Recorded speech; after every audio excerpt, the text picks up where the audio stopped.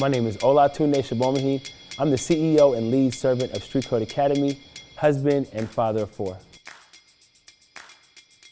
StreetCode is this ambitious group of community activists and coders and developers who coming together to make sure that everyone has access to innovation. Yeah, I came to Silicon Valley in 1998.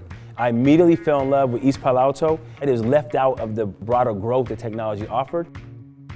Hack is coding, it's our foundation, but then there's hustle, which is the entrepreneurship, and design, which is the creativity. Together, those are the pieces that are needed in order for us to create our future. One story that captures the diversity of thought that we have here is a moment where 3 of our students got presented as innovators in their respective fields. It started out with a 9-year-old. He was presented as a thought leader in animation. Simultaneously, an 80-year-old was presented as an expert in e-commerce. And then lastly was my son, 12 years old, as an expert in artificial intelligence. And we had this presence of greatness come in, Marshawn Lynch, who's a pioneer in our community. We captured that moment by taking his brand, Beast Mode, and our brand, StreetCode, and together creating Beast Code. Diversity to me is the innate quality of difference. For us to be a healthy tech system, we need different roles. When I was a college student, I was convinced that technology would shape the course of our history. Jesse Jackson had called the digital divide the civil rights issue of our era. The biggest barrier was, do I even belong in this conversation?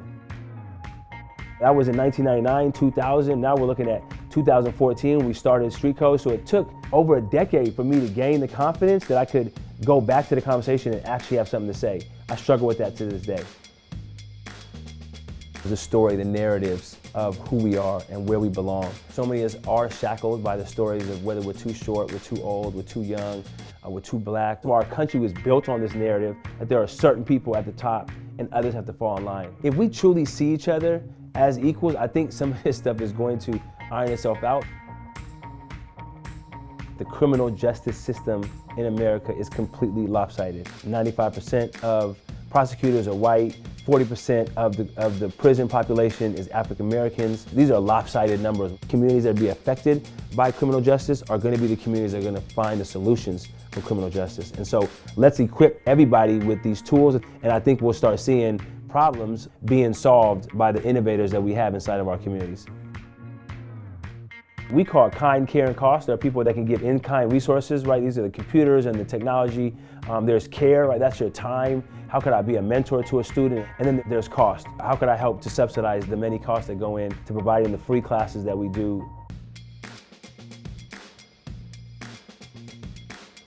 No question in my mind, East Palo Alto, California. Bitwise in Fresno, California, making innovators right in the middle of the valley from really untapped areas. I would want to be in multiple places at the same time, which means I'd be interviewing with you and in my classroom, my 7-year-old, hoping he's learning how to read. The best story written is going to be the story written about you, and so keep being you and go dominate. Absolutely. We have an 80-year-old coding, we have a 4-year-old coding. We are better than the worst things we did, so I think zero tolerance is thumbs down for everyone. Yes, absolutely. Everyone has the potential to be a leader. We're all activists. We all advocate for what we believe in, and so yes, we are all activists. Silicon Valley, the mindset is for everyone all over the planet, and I hope that Silicon Valley has representation from everyone. East Palo Alto is a small community. It could change the trajectory of history if we make the nation aware of what technology access could do